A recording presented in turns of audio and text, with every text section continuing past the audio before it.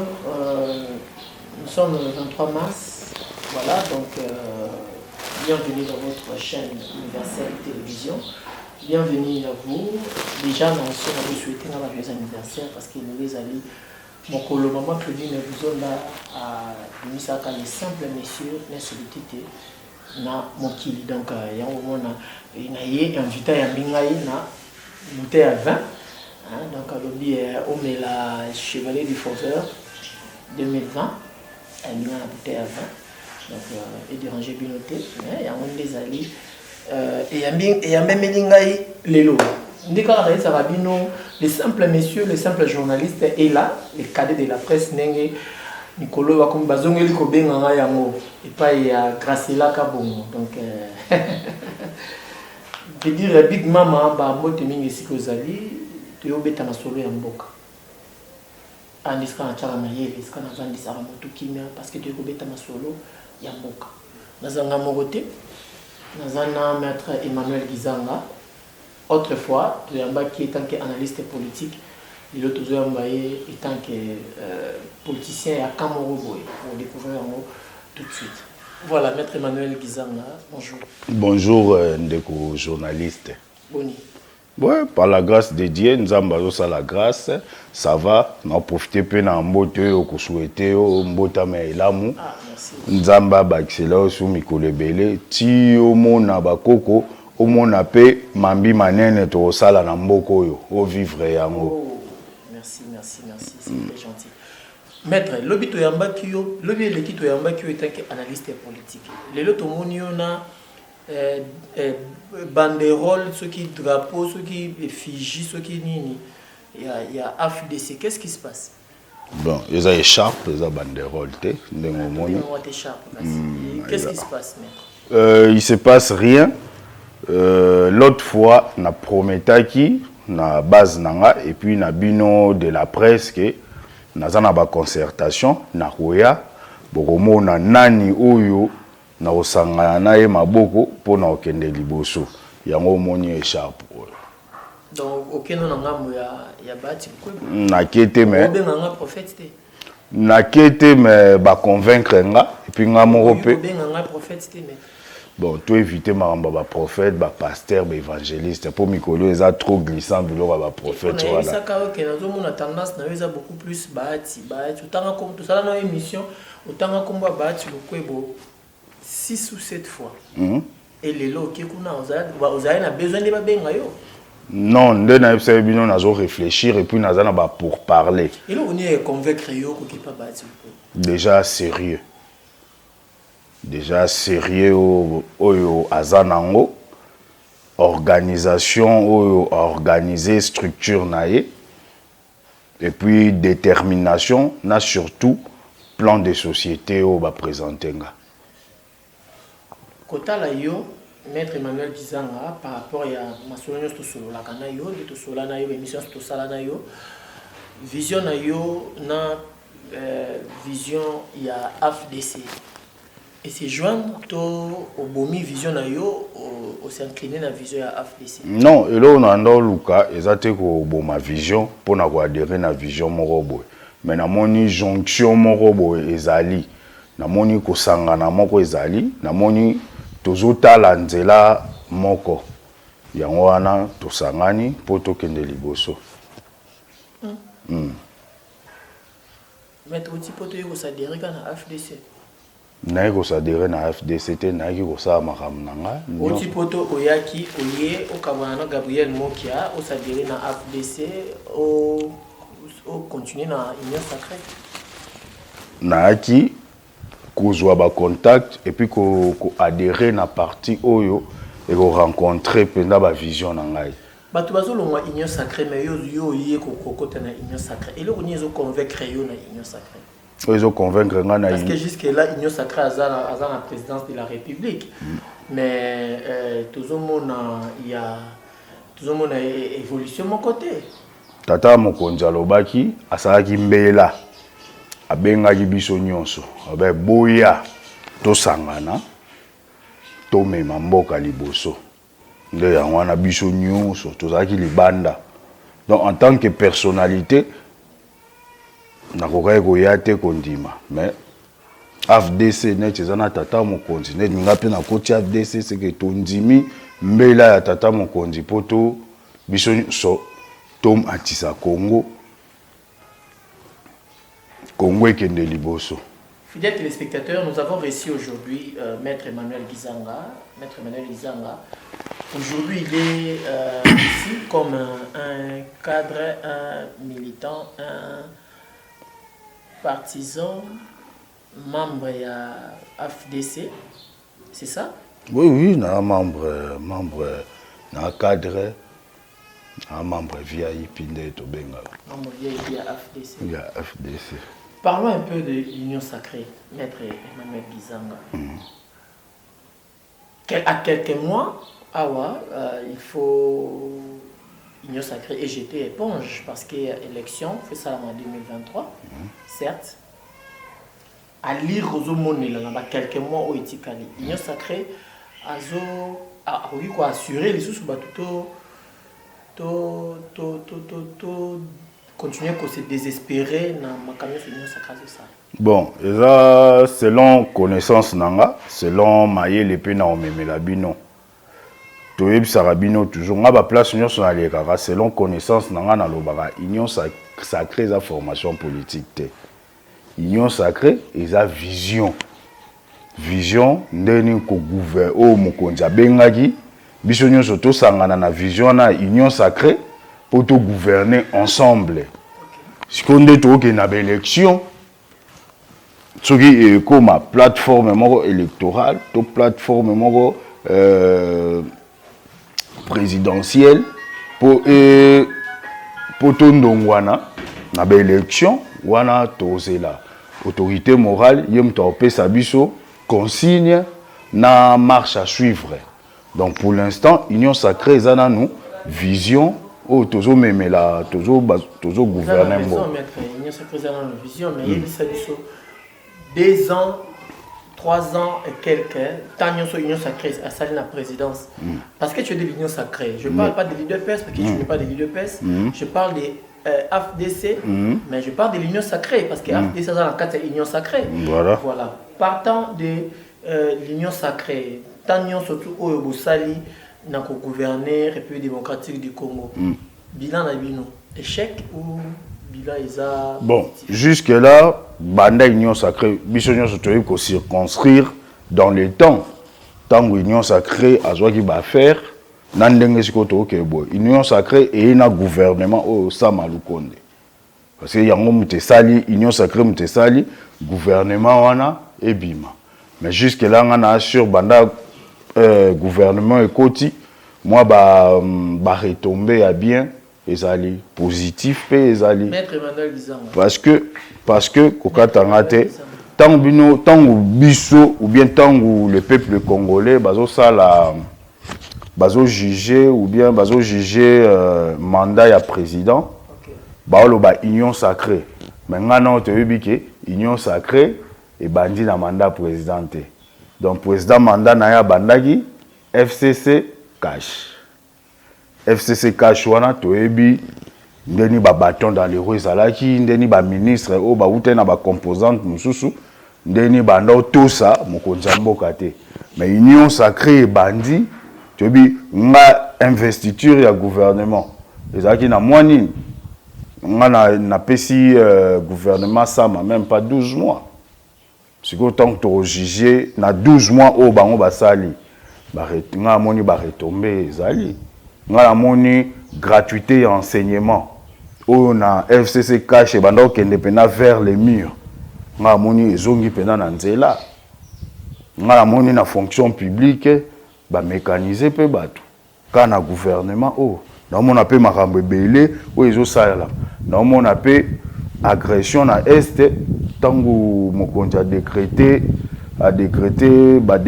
état de siège na mo pe agression pe et bandi pe ko kitanda mundambu mais kuluna ezongi na chango na moment ya union sacrée ouais kuluna ezongi parce que wana eza base na yo oui eza base nanga yango na profiter na relancer lisusu appel na bakonza Tchangu, surtout bakonza la police to sanga na biso nyonso ba notable Tchangu to e bandeni to sala pour na ko arrêter kulu nango parce qu'il y avait un certain temps, un certain moment et si là qui penda ba koma ko vaquer na occupation na bango ti butu bazo tambola mais ce que zongi pour moi relâchement mo bo salami et puis mon changement ya bakonzi ya autorité ba stratégie misusu ezo continuer te ya mo pena na ko souhaiter na on peut ça ba félicitations na commandant nouveau commandant ba tu ko nommé au fait na osepela to kuta na pena biso nyonso ensemble to e bandeni to ko stopper phénomène wana Union sacrée gère Kuluna te. Mais non, Union sacrée gère le pays. Il gère les pays et zongi pas seulement est-ce que parce que la police Union sacrée ne tient pas la sécurité de sa population. Tu crois ça? C'est une question que je vous pose. Ouais. Parce que nga sona soto bisuko to kende na ba comparaison de yozo loba. Siko kutu on va ka nos occupations mais na régime moko boye. C'est-à-dire même ba to régime wana ba to ya parti wana na ba machette et tout ba terroriser population parce que ya solo la na mon konzamboka ya solo la na boye. Mais siko to moni moi kimia trafic d'influence exacté.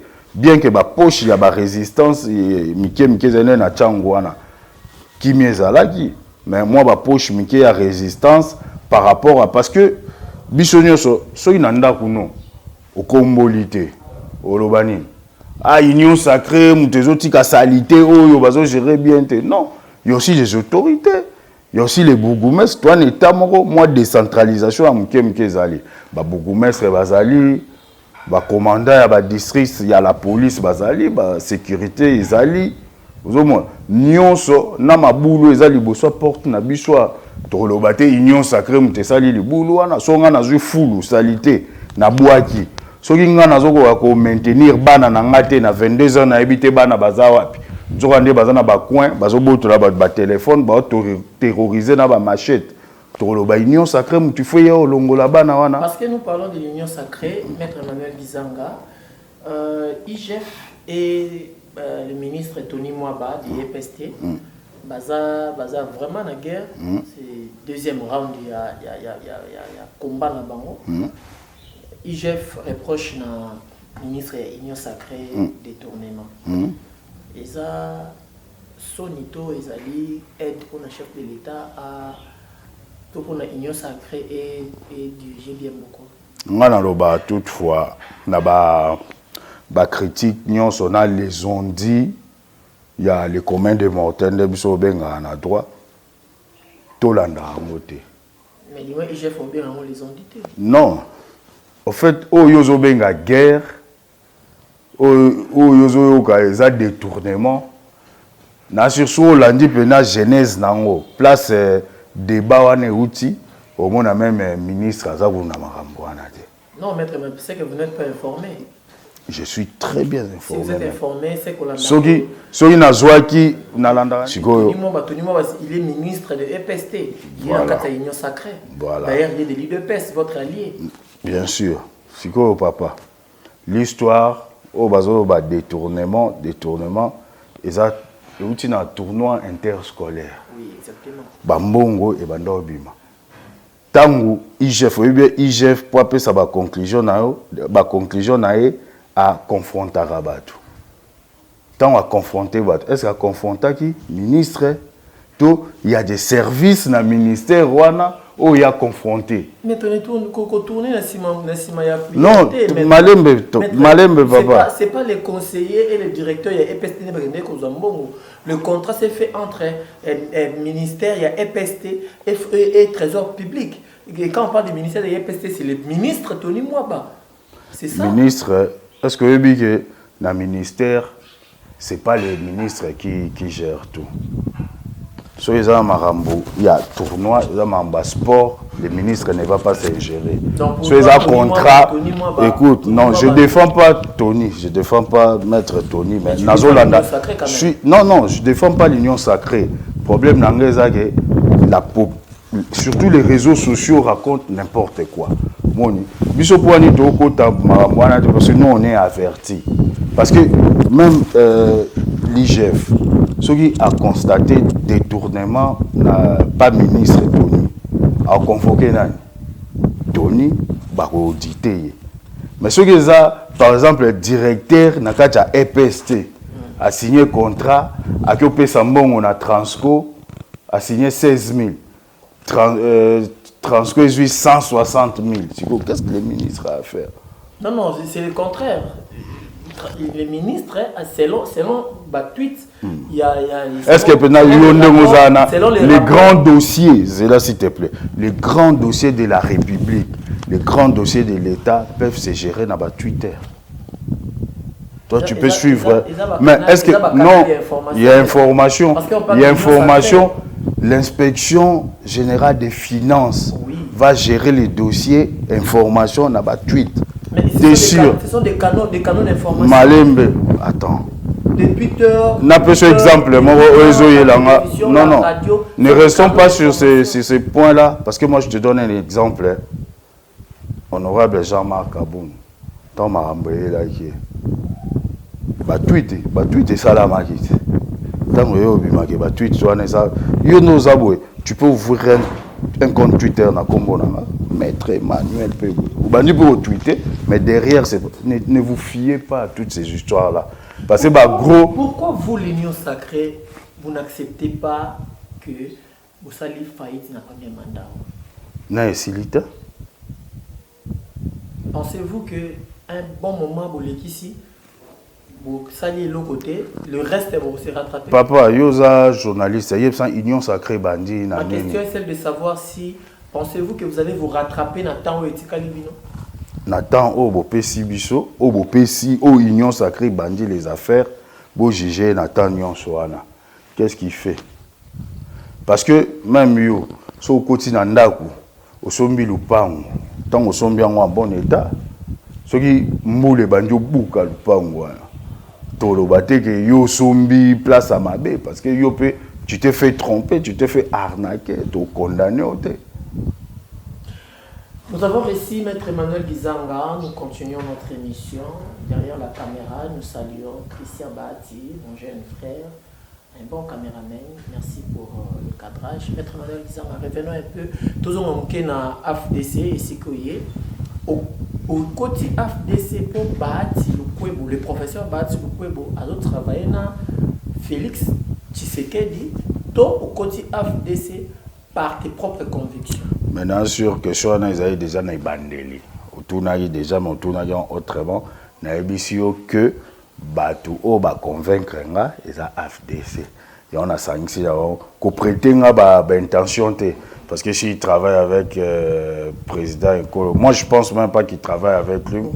Moi, dans le Sénat, place au mandat électif, indépendant. Président Temutache, on a un faute qui est. Maître Emmanuel Gizanga, avant AFDC, tu étais avec Gabriel Mokia. Gabriel Mokia n'a jamais travaillé avec Joseph Kabila. À l'époque, Joseph Kabila était le président de la République. Tu as choisi de travailler avec un opposant de Joseph Kabila. Pourquoi pas faire le choix, il y a AFDC, pendant que le professeur Bahati Lukwebo travaillait aussi avec Kabila. Mais quand l'AFDC travaillait avec Kabila, je ne pouvais pas aller parce que j'étais déjà hostile na Mouto Bando travailler na non. Tu vois pas que tu te contredis? Non, je ne me contredis pas, maître. Je ne me contredis pas. Ma question est déjà, de savoir... S'il te plaît. Est-ce que je peux faire comprendre ma question? Non, moi je vais revenir. Je vais répondre à cette question. Est-ce que je peux vous faire comprendre? Faites-moi comprendre. Voilà, ma question est celle de savoir. Tu envisageais travailler avec Félix Antoine Tshisekedi. Et tu as choisi AFDC. Parce que Bazaba allié. Si cette question n'a pas rectificatif. Et pourquoi vous n'avez pas choisi de travailler avec AFDC pendant que Bazalaki na Joseph Kabila? Je reviens toujours à ma réflexion. Pendant que Bazalaki na Joseph Kabila, moi déjà, je suis... C'est la même lutte. Non, c'est pas AFDC. Non, c'est pas la même lutte. Tant que Bazalaki na Joseph Kabila, Bazalaki na FCC, moi, je n'entrais pas déjà dans la vision de Joseph Kabila. quel que soit l'allié de Joseph Kabila, je ne pouvais pas être avec eux. Raison pour laquelle, nous avons une opposition, nous avons Gabriel Mokia. Et si aujourd'hui AFDC réitérait son engagement à FCC? Ben, je vais voir pourquoi. On va voir les pour et les contre. Pourquoi ils ont réitéré. Parce que l'AFDC, l'autorité, il décide tout seul. Non, il y a un comité, il y a un directoire. On aura des pourparlers. Pourquoi et comment on veut faire alliance avec telle et telle composante. Mais pour l'instant, déjà, l'autorité morale à l'Obagi soutient Abisso. Et ça, pour le second mandat, il y a le président actuel. On est encore là. Donc, Bisso Tozaki, président actuel, tant qu'on est en opposition, on est en opposition. Mais si il est au pouvoir, Naza est en opposition, pourquoi?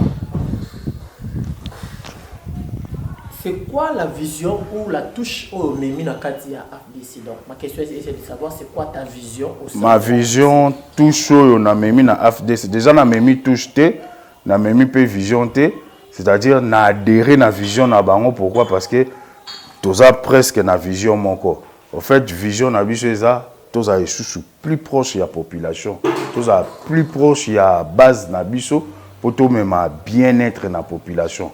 Donc, problème, tout relevé pendant problème, il y a population, il y a ces tout matisson likolo pour tout y a solution. Donc, on a mon vision na FDC, il y a adhéré na bango, et puis sérieux na politique. Parce que politique exacte pour nous misou bando mais mango logo là orchestre il y a musique. Donc bozo ya rapport na succès, attendez mouza mabe bobeteli onga maboko parce que bozana batu bozana bilo morobo. Maintenant FDC na moni malgré succès malgré batu belé mais ils sont vraiment organisés et puis baza sérieux. Tout le monde a qui en tango FDC longwa na elongwaki na FCC, elongwaki coalition na FCC, tout le monde est indiscipliné pour na lokoso kanyaka basalaki nini batikaki biso bakendaki balandaki FCC indiscipliné mais biso parti tellement toujours na discipline yango moni egardaki force nango et puis malgré tout ça na FCC au moins tant babo tant président puis candidature na Sénat famille politique et boy quoi approuvant mais quand même to kende na élection on a combien de voix autorité morale na biso Joaki malgré famille politique et l'achat qui est on a combien de voix Joaki malgré a perdaki mais tant ba qui na élection sika il est à l'écart parce que nous parlons de la politique d'être les spectateurs ça c'est déjà tout bas ça se prépare ça c'est vraiment tout bas mais nous voulons poser cette question tout haut avec Maître Emmanuel Bizanga, cadre à AFDC, parti cher, il y a le professeur Modeste Bati, Lukwebo. Steve Mbikai est en train de préparer. Ah, c'est qui est question? Non, n'habitez dans ce qui. Steve Mbikai est en train de préparer. Est en train de préparer à ce que mandat chef de l'État est comme 7 ans. Va réviser constitution, mandat chef de l'État et comment 7 ans. La position de AFDC comment?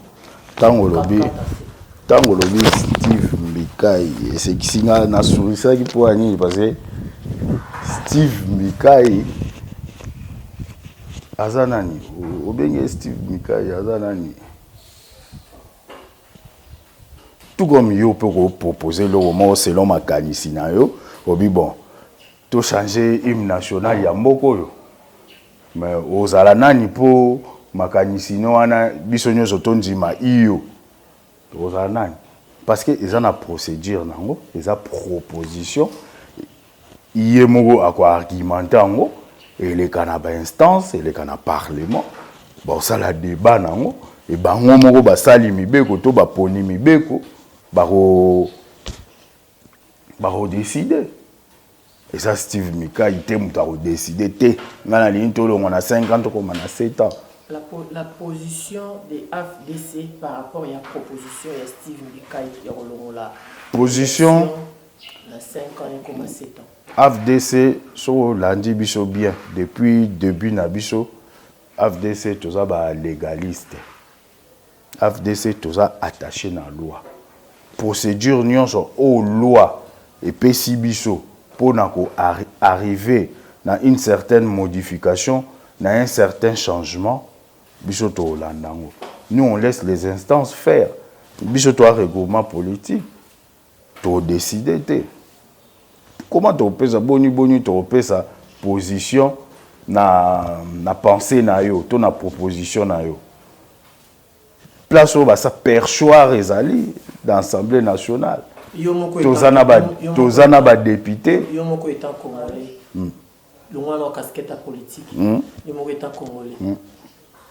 Bakoki ko réviser la constitution, baxeli mokonzi mboka 2 ans a commis à 7 ans au lieu de 5 ans. Pourquoi pas? Pardon? Pourquoi pas? Parce que au moins constitution pourquoi ngai oipsinga za déjà opposant à régime et tous les cas. Parce que moi depuis ba voter constitution peu ba publier on a toujours contre moi parce que c'est une constitution taillée sur mesure. La constitution moko ba sala ngo pona muto azaki na pona ngai la constitution ce qui l'état penza et joue pouvoir parce que c'était déjà une constitution. Oui, esa constitution moko ba titan ba sala ngo mais ba titan wana o ba sala ngo tie le kana ba perchoir bongo ba tayaki ngo pona autorité na bango. Pour l'autorité na bango à sécuriser, pour l'autorité na bango à jouer misolo kili pour l'autorité na bango. Donc c'était comme ça. Si que tango démocratie et koti, il faut tout changer biloko na. Démocratie et koti. Namboka. Démocratie et koti namboka. Il faut ce qui possibilité zali. Yango tolingi biso sikoyo population etinda biso pe na perchoir wana parce que biloko to bundelande sikoyo yangwana. On va pas rester sur un truc taillé sur mesure pour la moutou. On va bien que moutou on va kenda naie mais tellement ça na batu naie parce que quand 18 ans à pouvoir. À Salina nous 5 ans. Le président de la République a fait 5 ans. Il va faire 5 ans le premier mandat naie. Quelles sont les retombées positives où il va accélérer sur 2 ans? Argumenter un peu les retombées positives au chef de l'État à Sali, où il va accélérer 5 ans, va accélérer 2 ans. Comment on a 7 ans? Pourquoi? Mais la population. Mais écoute-moi, pourquoi? Moi, je suis pas derrière la personne où a mis idée. Il n'y a pas l'eau potable, il n'y a pas de courant. Mais il y a déjà des travaux qui sont en train de se passer dans ce sens-là. Courant quota. Parce que Yonanga, tu es bien d'accord, ceux qui jouent à fissure nassé, ceux qui fondation n'angwe baby, au cas où tenda koyo, bah tongango kaka dans une année, ceux qui kotongango, ils sont qui 2 ans, au cas où ça te que bongisango peut jouer 2 ans, que bongisango même ceux qui jouent 6 ans ou 8 ans parce que la réparation ils ont toujours tant que les canaux construction. Bon quand ça te, moi je trouve les gens injustes, et inconscients. Vous voulez juger quelqu'un en 2 ans, en 3 ans, pendant qu'on a eu des régimes et ça, bela mabe na mboko yo, to juger on a une année, to juger on a 2 ans, to souhaiter là bango to ba 100 ans, on a basala ba mandé belé a to juger. Mais pour ni mutu ayesika, on veut siko ba passe nyonso, bien mabe nyonso, oh un certain régime et ça là, to ni to là tisa on siko mutu aye. Tu peux c'est tant même voiture. Si on peut si chauffeur nos voitures. Au bon, on a jugé ndeni à poussa. Quand les démarrage à salika, bon monte 4 yo et poussa. Non. Au PCP temps à côté de un système à voiture, à maîtriser peu voiture, à jouer peu repère, à mon appétit à kitinae. On va pas les juger comme ça. Dans 7 ans ça peut aller. Mais bon, naébité bateau babimisi idée wana. S'appuyer dans nini mais ngande non réfléchir so babito ba ça 2 ans c'est parce qu'on a déjà perdu 2 ans na bato FCC FCC ba do les bâtons dans les roues bichonyo zo tozala kia bon ça les loko ba on va contredire président on nommé bato bwe ba on va oyate ça nous a fait passer apparemment Union sacrée vous a sûreté que l'élection 2023 va battre en haut il y a beaucoup luka ba na une vérité mo. Na minute, il n'y a pas un opposant ou quelqu'un qui a brigué paix, a tapé les bails à la présidence, ou a battre l'actuel chef de l'État. Azate. Moi, je ne vois pas cet opposant. So yebi ou souffler, je ne vois pas. Parce qu'il faut toper sa mouton à Zoya, na ba bonnes initiatives, toper ses maboko. Parce que mon le peuple, azo mon ah pas si boy boy, mais boy baté ba dessous des tables, ils ont les cas, ba croque en jambes, ba bâton dans les roues. Il y a beaucoup de choses. Pour servir à quoi pendant que la population est en train de souffrir, maître? La population. Vous êtes dans l'AFDC, l'AFDC parmi partis politiques, il y a Minéné, aussi à Union Sacrée. Mais apparemment, politique, il y a le bien-être de la population. Même Binope AFDC, bozo betango kara, parce que même dans le Sénat, tout le monde a été dans l'Assemblée nationale ou dans le Sénat, tout le monde a été dans la loi où ils ont pour intérêt à la population. Loi d'intérêt à la population. Par exemple, bon, yo pesanga siko concrètement, net loi nini auto barosala na parlement na minute Sénat na Assemblée nationale pour l'intérêt à la population. Parce que quand les gens disent, les gens parlent, les gens critiquent sans amener des propositions. Yo posa concordette. Propose-nous une loi auto chango en vigueur. Vous envisagez aller là-bas à l'Assemblée nationale. Vous voyez AFDC souhait d'aller au service nation dans l'Assemblée nationale. Pensez-vous vraiment que niveau population na ya tchango bazo souffrir? Ba discours aux lo et ko flatter bango ba pesa. Ngana zoya vision pourquoi dans na soutien makasi? Parce que vision na na sikoyo aba la démagogie.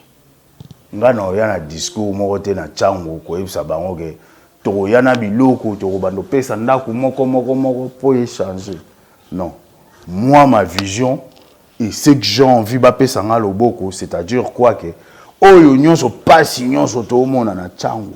Oyo nyonso bato a tchango bazoloba. Oyo koma likolo te ngande na zwango na memela bango sans avoir froid aux yeux ou sans avoir la langue dans ma poche. C'est ça. Non, il y a la démagogie. Déjà, le peuple souffre. Toi, tu es en train de dire que... Vous êtes en train de dire tout à l'heure que le pays va bien, mais le peuple souffre. Le pays va bien politiquement. Le pays va bien. Parce que souffrance, tout le monde a souffrance. Mais maintenant, tout le monde a un salaire à fonctionnaire. Parce que y a un des la biso bilo na basanit. Yuebi avant président actuel à côté aux affaires. Ba fonctionnaire bazwa mo na bango dernière fois les akika. Mais ce que tout le monde a dit régulièrement ba mo zwa mbongo na bango. Ils a avancé té. À toujours 200 000 francs. Nous avons régulièrement. Mais tu as na gouvernement passé il y a les 18 ans passés, il n'y avait pas aussi des détournements comme des détournements qui se font à Papa. Il y a président. Au moins, il va faire Batunion sur Orlando. Batunion sur Orlando. Naïbi Batumingue, Baro, Bandokanga, TV, so affirmé Marambouana. Parce que si on a président, je sais que du point, nous avons un détournement. Parce qu'il y a la sanction. Parce qu'on suit. Mais tant wakala o yo yebi sanction ezala raté service à IGF ezala wapi ezala raté yo kanze bandika na nino ezala mais bando sani inspecteur des finances ando sani combien de bateaux to yebi to sana te poto to funda bango mais combien de bateaux to yebi que ba autorité il y a l'époque il y a ancien régime combien mbongo asne le kenda ouais ou à l'étranger 1000 écoles, exact. Ouais, 1000 écoles, Batonga. Banzela, exact. Nabando tanga. À l'époque, il y avait l'impunité. Donc, exact, normal, koyi bambongo. Yango, batu, et bando bimate sur la toile. Mais si quoi est commis anormal, détournement, commis dénoncé. Yango zoloba, il n'y a pas aussi de détournement. Yebisanga. Tu dis la chose, ils sont contraires, maître. Non. Où sont les maisons préfabriquées? Les maisons, projets, ce que vous avez informé, les si projets tu es informé, et où? les maisons préfabriquées, sont de la les Bisso, investisseurs? Dar es Salaam, mais vous ne me laissez pas répondre. Voilà. Vous posez des questions, laissez-moi répondre. Répondez, vous avez la parole, maître. Dar es Salaam, de la gouvernement lettre, tout que soit là, conteneur les dans la maison préfabriquée. Moutou a géré le dossier voilà. À ça, qu'on a liberté provisoire. Vu détournement, na bisonyo sur Tolanda qui on a na télévision procès na. Si qu'on dit moi, 5 chantiers où il est kawana. Nous sommes les la biso na TV, il y a même 0,5 chantier au Basala.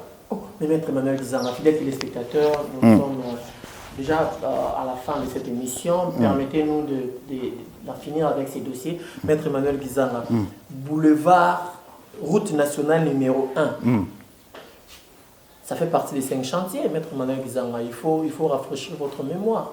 Oui, national numéro 1, ça fait partie des 5 chantiers. Maintenant, c'est palpable à tout le monde.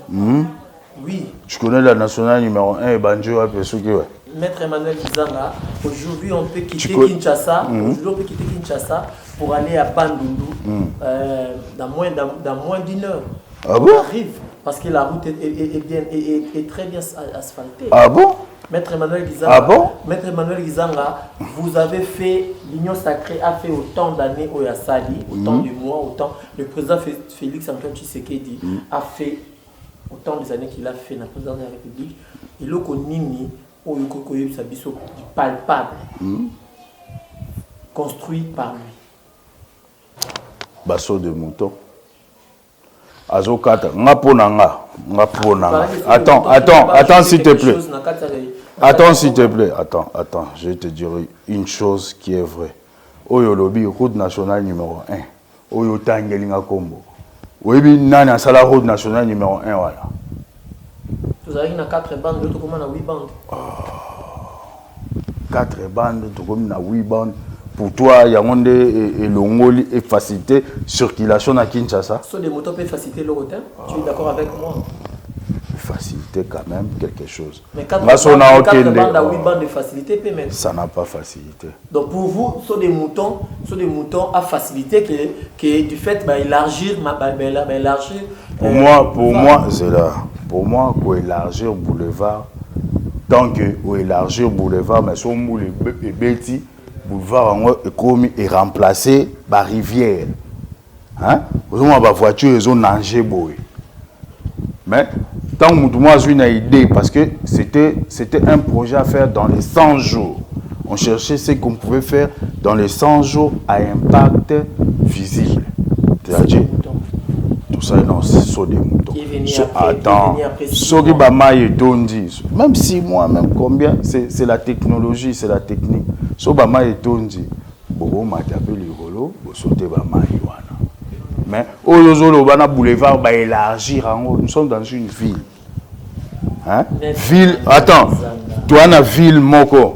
Si tu as bana bako ou ta classe, baloka ta prince, siko banoka ta débanda ko ki mambango amati na bordure. Asisi, azeli, kuna pe leki, akimi pembango, asisi prince moba. Mais pour élargir ango. Si tu as une caméra na biso, tu as un boulevard du 30 juin. Total difficulté au piéton ba nango.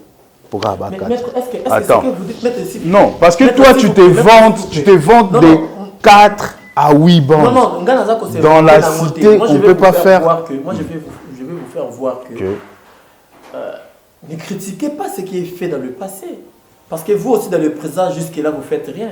Parce vous attendez les 2 ans, qu'on peut vous ajouter. Moi, revenons à ta question. C'était dans les 3 ans, vous n'avez rien fait. C'est comment je t'ai dit, dans les 18 ans, 5 chantiers et pendant la 2006, ils ont eu 18 ans. Qu'ont-ils fait pendant ces 18 ans? Pourquoi tu ne critiques pas ceux qui n'ont rien fait en 18 ans, mais tu veux critiquer ceux qui n'ont rien fait en 3 ans? Tu vois pas que c'est un peu injuste. C'est 2 poids, 2 mesures. Qu'est-ce qui est fait en 3 ans? la gratuité. Moi, j'ai palpé la gratuité. Là où les enseignants sont en trêve, ils sont... Quand même, il y a la gratuité. Quand même, c'est ce qu'on n'a même pas. On n'a même pas. C'est pas un problème. Le détournement n'a pas commencé aujourd'hui. On a connu les détournements au sommet de l'État, au niveau de l'État, avant ces régimes. Au-delà de la gratuité, maître. Il y a aussi les fonctionnaires qui sont payés régulièrement. Il y a les unités, qui étaient les nouvelles unités de la fonction publique qui sont maintenant mécanisées. Ça s'est passé même dans le passé.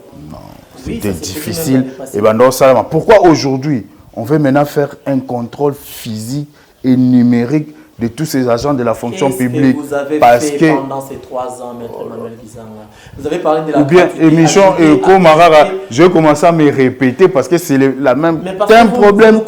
T'as un problème. Vous êtes devant les téléspectateurs. Ils me comprennent. Oui, ils comprennent ce que je dis. Ils comprennent ce que je dis. Ils comprennent. Mais ouais, parce que. Mais ouais. Parce que la gratuité de l'enseignement pendant que papa, Nebso réalité. Je vais te dire une réalité. Ngai, Nando Futaba Minerva la bateau. Une vingtaine de personnes. Chaque trimestre, Bengo, Tindabo, Minerva. Mais si on a une chose, Siko, c'est un angle de souté. Pourquoi? C'est un changement aussi.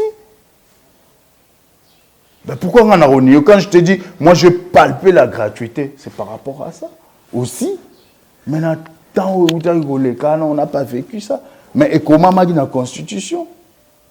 Voilà, nous sommes arrivés vraiment à la fin. Rentrons dans la AFDC, Maître Emmanuel Gizanga. Les lots dans la carte AFDC. Sentiment na yo, ils a nini comporter les lots écharpe à AFDC. Ouais, moi je suis fier déjà, c'est un honneur pour moi. Écharpe on a mon organe à musica, je ne savais pas les bienfaits de cette écharpe, mais le long on appelle une écharpe. C'est pour moi un honneur et je remercie l'autorité de la AFDC au Yambinga à bras ouverts, au Salinga confiance, au que chaque fois nous allons là pour l'idéologie nabiso, pour nous défendre toujours la couleur nabiso. Voilà, parce que nous avons parlé de FDC, je profite de l'occasion pour faire des remerciements aussi à Guy Richard Malongo, le secrétaire général, les renards de surface, papa Morobien, papa social, papa et maman, donc il est capable de réunir 5000 mamans. Car il y a heure pour appeler sa bango idéologie, puis appeler sa bango beaucoup de pouces, kakamnengezalaka. Guy Richard Malongo, c'est merci le TT, ton petit, na pécio félicitations d'abord et puis big dédicace. Big dédicace aussi à toi, Olandium, Tolandi Bisso, Namba Pambolayo. Continuez à s'abonner, continuez à partager l'émission. Tu as quelqu'un à dédier cette émission? Déjà, je salue et je remercie Batunion sur la base Nanga. Bana ya famille Koutou, Bana ya quartier 12, Nanjili, Bana ya Kaeli.